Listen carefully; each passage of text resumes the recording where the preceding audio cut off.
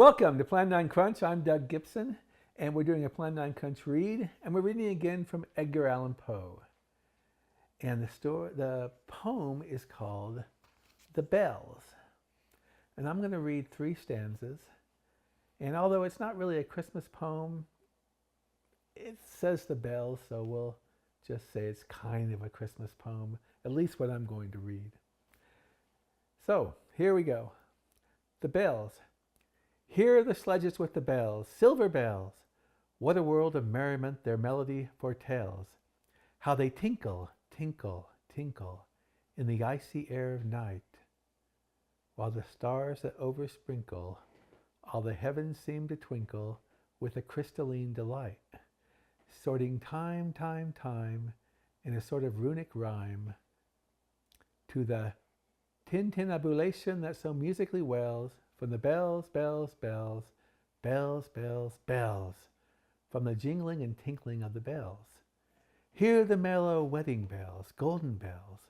What a world of happiness their harmony foretells. Through the balmy air of night, how they ring out their delight. From the molten golden notes, and all in tune, what a liquid ditty floats. To the turtle dove that listens while she gloats on the moon. Oh, from out the sounding cells, what a gush of euphony voluminously wells.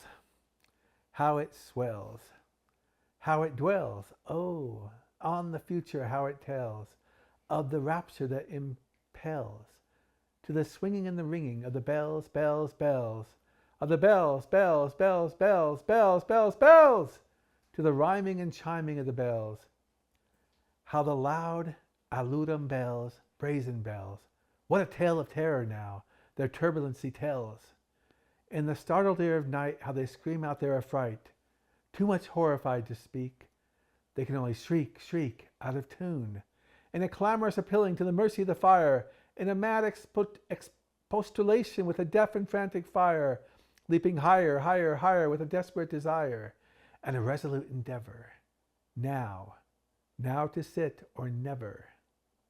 By the side of the pale-faced moon, oh, the bells, bells, bells, what a tale their terror tells of despair, how they clang and clash and roar, what a horror they outpour on the bosom of the palpitating air, yet the ear, it fully knows. By the twanging and the clanging, how the danger ebbs and flows, yes, the ear distinctly tells.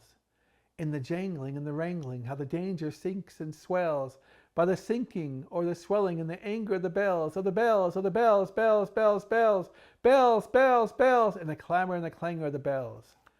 Now this is the first 3 stanzas of the poem. It's called The Bells.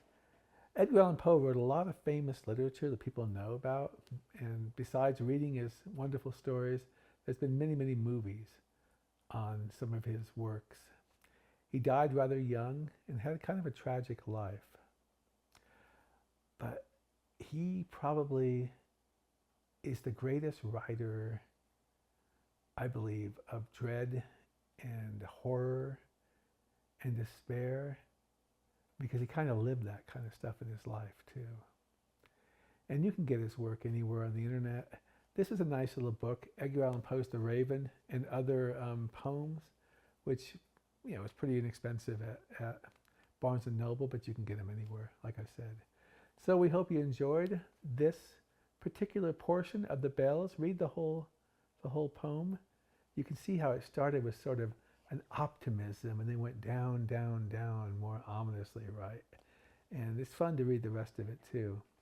So I'm Doug Gibson. This is the Plan9Crunch Read of the Week. And we're at Plan9Crunch on YouTube. Give us a subscribe.